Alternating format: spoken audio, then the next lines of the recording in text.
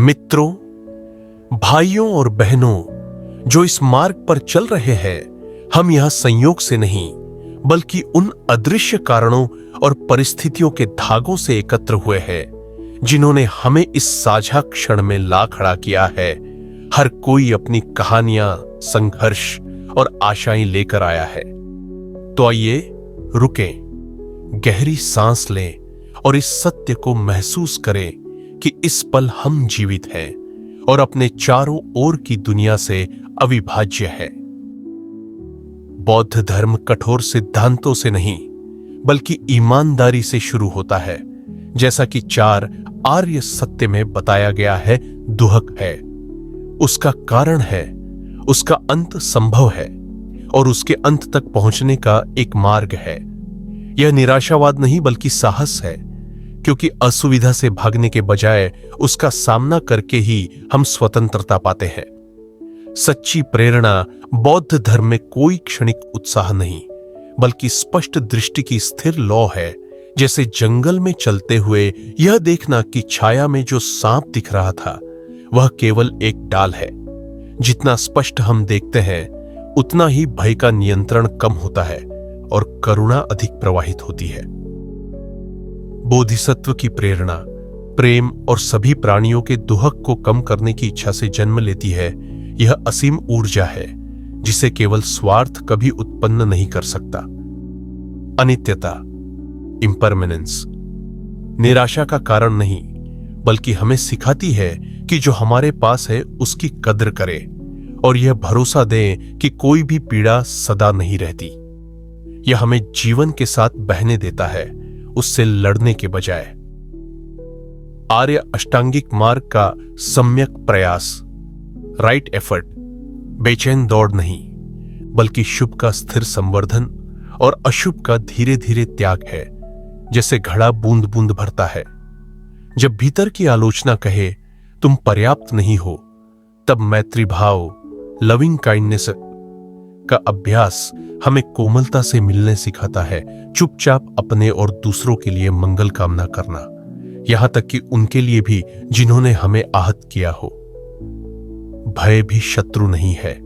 जैसे बुद्ध ने मार का सामना करते हुए कहा, मैं तुम्हें देख रहा हूं, और आगे बढ़ते रहे, वैसे ही हम भी उसे पहचान कर चलते रह सकते हैं। आनंद भी इस मार्ग का हिस्सा है।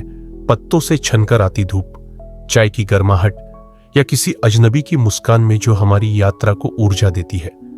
अंततः हमारा अभ्यास स्वाभाविक रूप से बाहर की ओर मुड़ता है, संसार की सेवा करने के लिए। क्योंकि जब हम सभी प्राणियों की परस्पर निर्भरता देखते हैं तो दयालुता हमारा स्वभाव बन जाती है।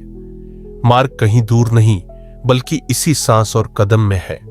शुरू करने के लिए हमें न पूर्ण होना है न पूरी रूपरेखा जाननी है, क्योंकि जैसे बुद्ध जागे थे वैसे ही हम भी सभी प्राणियों के हित के लिए जाग सकते हैं। तो आइए साहस, करुणा और स्पष्टता के साथ आगे बढ़ें। और जब हम चलते हैं तो हम देखना शुरू करते हैं कि हर कदम एक यात्रा भी है और एक मंजिल भी।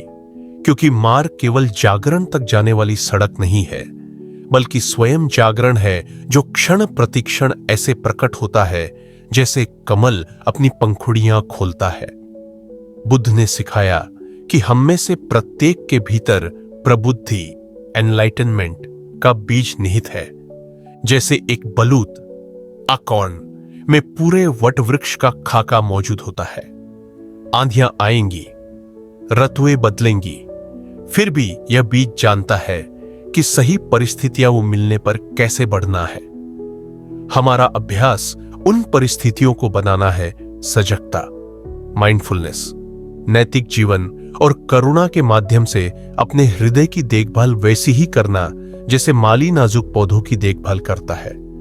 कभी कभी विकास सहज लगेगा, जैसे वसंत की वर्षा धरती को सींचती है, और कभी ऐसा लगेगा कि हम पत्थर को चीरते हुए आगे बढ़ रहे हैं। लेकिन तब भी हमें याद रखना चाहिए कि धैर्य की हर सांस और दया का हर कार्य उस चट्टान को तोड़ रहा है जो हमारी जड़ों को ढक रही है। दुनिया कभी कभी हमें हानि, विश्वासघात या निराशा से परखेगी, और उन क्षणों में यह पूछना आसान है, क्यों मैं?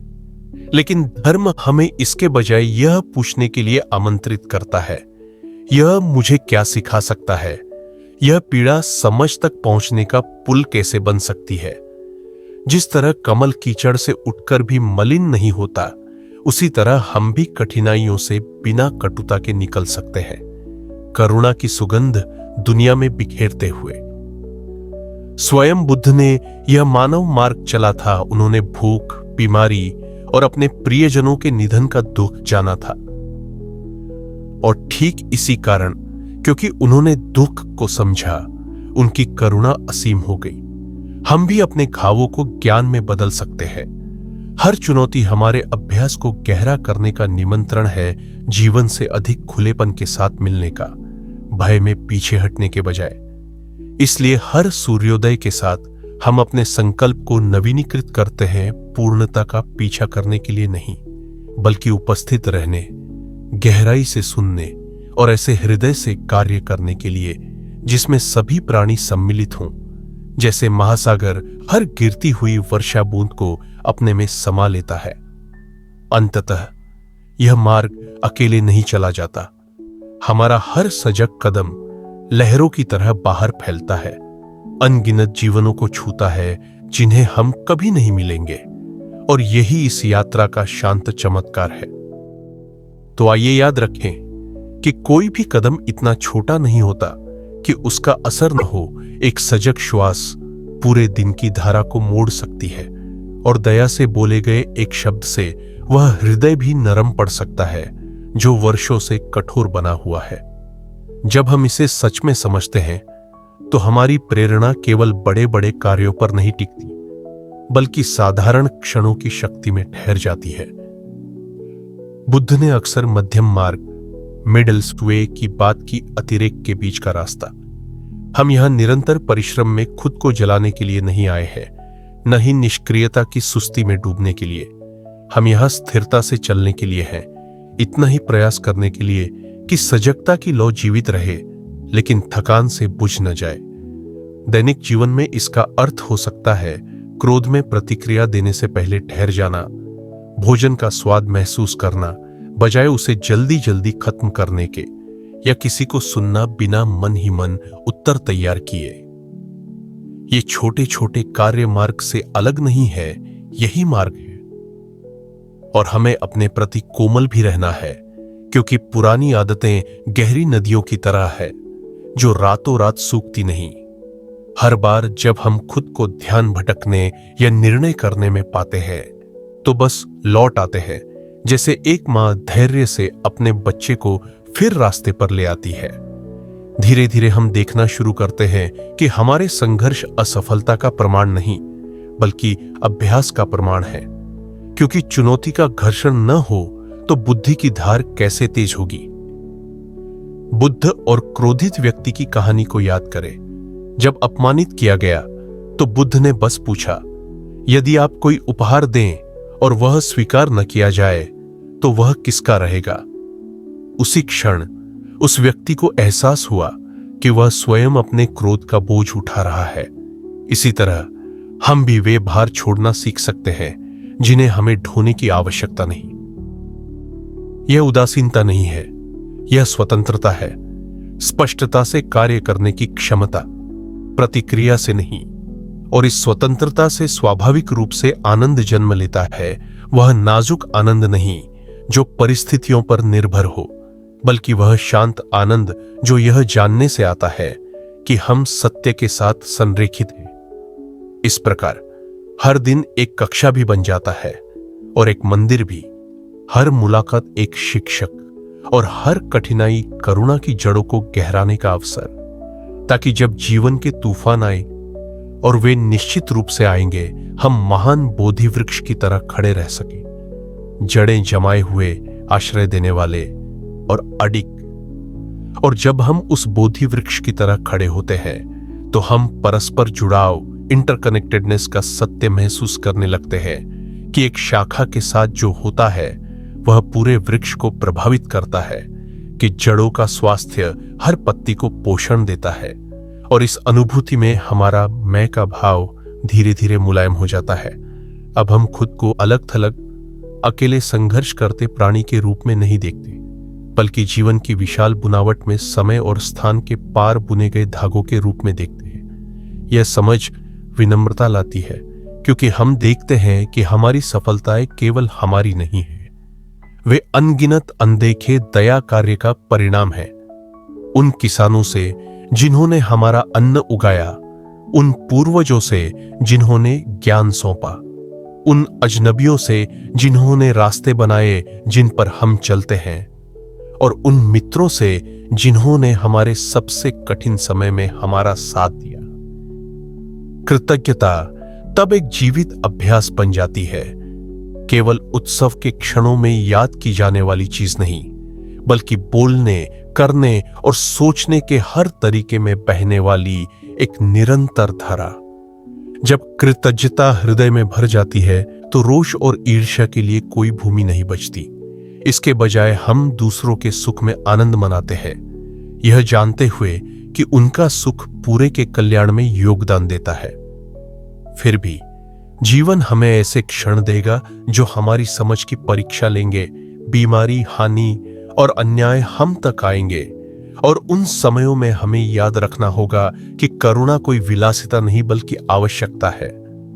सच्ची करुणा दया भावना बेटी नहीं है जो दूरी से नीचे देखती है, बल्कि वह तत्परता है जिसमें हम किसी और के दुख में उतरते हैं और उनके साथ उसे थामते हैं बिना मुंह मोड़े।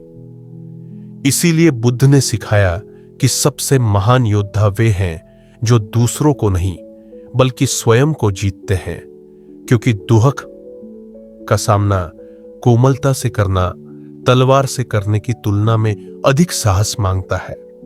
हम सीखते हैं कि बंद होने की आदत को खुलने के अनुशासन से बदले। जब मुंह मोड़ने का मन हो तो सांस लें, जब बीच में बोलने का मन हो तो सुने, जब कठोर होने का मन हो तो नरम पड़े। और इस तरह जीते हुए हम एक दूसरे के लिए दर्पण बन जाते हैं, यह दिखाते हुए कि खुला, असुरक्षित, अनडिफेंडेड हृदय लेकर दुनिया में चला जा सकता है। समय के साथ हम देखते हैं कि जागरण कोई दूर का शिखर नहीं है, बल्कि एक एक सजग कदम आगे बढ़ाना है। हर क्षण से वैसे ही मिलना है जैसा वह है, बिना चिपके, बिना उसे धकेले।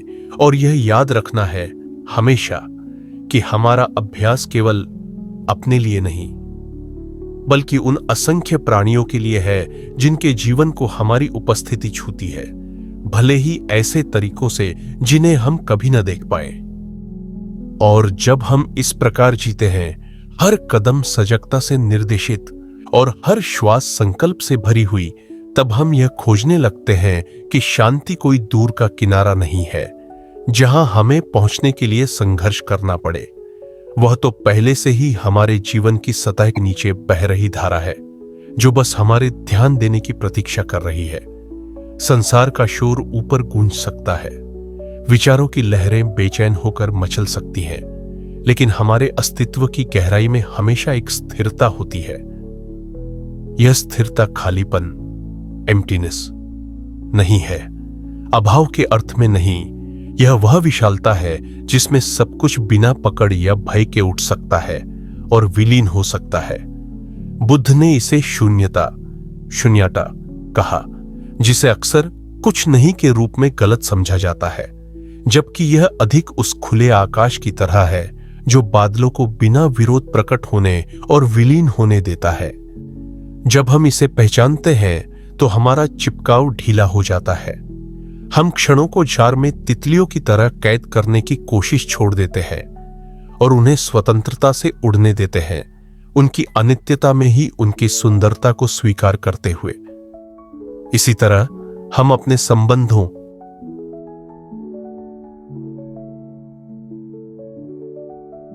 अपने शरीर और अपने चारों ओर की दुनिया में परिवर्तन के प्रवाह के विरुद्ध लड़ना बंद कर देते हैं और इसके साथ नृत्य करना सीखते हैं, कभी आनंद के साथ, कभी आंसुओं के साथ, लेकिन हमेशा उपस्थिति, प्रेजेंस के साथ।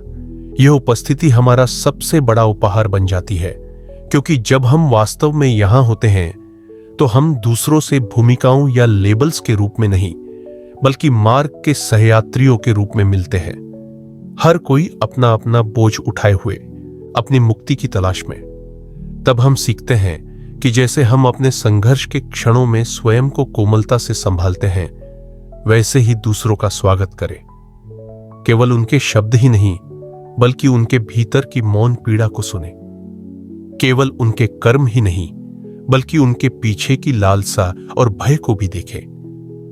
यही बुद्ध के करुणा के उपदेश का सार है। समझना ही प्रेम है, और प्रेम करना वह प्रेरणा है जो स्वार्थ से नहीं, बल्कि सबके कल्याण से जन्म लेती है। इस प्रकार हमारा अभ्यास लंगर, एंकर और पाल, सेल दोनों बन जाता है। हमें ज्ञान में स्थिर करता है ताकि हम हर तूफान में बह न जाए, और हमारे हृदय को करुणा की हवा से भर देता है ताकि हम आगे बढ़ते रहे, अपने साथ औरों को भी ले जाते हुए। और हर दिन हम अपना यह व्रत नवीनीकृत करते हैं, किसी ऐसे पूर्ण अवस्था में पहुंचने के लिए नहीं जहां दुख हमें कभी न छुए, बल्कि ऐसे स्पष्टता, साहस और दया के साथ चलने के लिए कि जब दुख आए भी वह हमारे जागरण के मार्ग की एक और सीढ़ी बन जाए, और वह एक और अवसर हो उस सत्य को जीने का जिसकी खोज हम सदा से कर रहे थे। और इस प्रकार जब हम इस मार्ग पर चलते हैं तो हम देखना शुरू करते हैं कि हर क्षण एक शिक्षक भी है और एक दर्पण भी, जो हमारे हृदय की अवस्था को प्रकट करता है और हमें यह चुनाव देता है कि हम प्रतिक्रिया, रिएक्टिविटी से उत्तर दें या प्रज्ञा, विजडम हो। कुछ दिनों में हमें लग सकता है कि हम पीछे जा रहे हैं, पुराने पैटर्न में फंस गए हैं या संदेह से घिरे हैं। फिर भी उस समय भी मार्ग हमारे पैरों के नीचे है। यहां तक कि ठहराव या ठोकर भी यात्रा का हिस्सा हो सकता है, यदि हम उसे सजगता से स्वीकार करें। हम याद करते हैं कि स्वयं बुद्ध ने जागरण से पहले अनगिनत अनिश्चित रातों का सामना किया, मारा के प्रलोभनों का सामना किया और खोज की थकान झेली। फिर भी वे टिके रहे। यही हमारा आह्वान भी है, सुख के मौसमों में और दुख की सर्दियों में भी उपस्थित रहना, यह जानते हुए कि सब कुछ बदलता है और धैर्य ही जागरण की भूमि को उर्वर बनाता है। जितना हम टिके रहते हैं, उतना हम देखते हैं कि कुछ भी व्यर्थ नहीं जाता। न शोक में बहाया आंसू, न राह चलते किसी को दी गई मुस्कान, न वे क्षण जब हम स्वयं को खोया हुआ महसूस करते हैं, क्योंकि यह सब उस करुणामय हृदय को गढ़ता है जिसे हम पोषित कर रहे हैं। और जैसे जैसे हमारा अभ्यास परिपक्व होता है, मैं और मेरा का भाव नदी में पिघलती बर्फ की तरह मुलायम हो जाता है। हम अपने से बड़े किसी उद्देश्य के लिए जीना शुरू करते हैं। हम देखते हैं कि किसी एक प्राणी की देखभाल करना पूरे जीवन की देखभाल करना है, और किसी को आहत करना स्वयं को आहत करना है, क्योंकि वास्तव में कोई अलगाव नहीं है। यह अंतर्दृष्टि हमारी प्रेरणा को स्व केंद्रित प्रयास से बदलकर एक स्थिर प्रतिज्ञा में बदल देती है, दूसरों के कल्याण के लिए कार्य करना, चाहे वह छोटा हो या बड़ा। पीड़ित व्यक्ति के लिए एक कोमल शब्द, अकेले के लिए धैर्यपूर्वक सुनना, या किसी का बोझ हल्का करने वाला सरल कार्य। ऐसे कार्यों को किसी दर्शक की आवश्यकता नहीं होती, क्योंकि वे दिखावे के लिए नहीं, बल्कि उस हृदय की स्वाभाविक अभिव्यक्ति होते हैं जो अपने सभी से जुड़े होने को जानता है। अंततः हम समझ जाते हैं कि इस मार्ग पर कोई अंतिम समाप्ति रेखा नहीं है, कोई महान क्षण नहीं है जब हम पहुंच जाएंगे और कार्य समाप्त हो जाए। जागरण तो जीने का एक तरीका है जो हर सांस और हर कदम के साथ नवीनीकृत होता है। हम अपने कर्मों की पूरी तरंग, रिपल कभी न जान पाए, लेकिन हमें विश्वास रहता है कि दया का हर बीज, धैर्य का हर क्षण और समझ का हर कार्य उस करुणा के विशाल क्षेत्र में जुड़ता है जो संसार को संबल देता है। तो प्रिय मित्रों, आइए आगे बढ़ें, जल्दबाजी में नहीं, बल्कि स्थिर साहस के साथ, अज्ञात के भय से नहीं, बल्कि एक ऐसे हृदय की खुली भावना के साथ जो सीखने को तैयार है, परिणामों से चिपक कर नहीं, बल्कि स्वयं मार्ग की अच्छाई में विश्वास रखते हुए। हम दुख का सामना कोमलता से करें, आनंद का स्वागत कृतज्ञता से करें और परिवर्तन को सहजता से अपनाएं।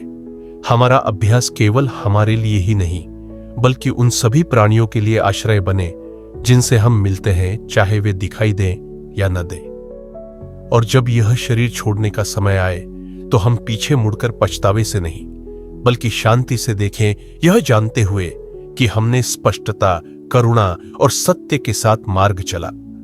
मार्ग यही है, समय अभी है। आइए आरंभ करें फिर से और फिर से और फिर से, जब तक सभी प्राणी मुक्त न हो जाए।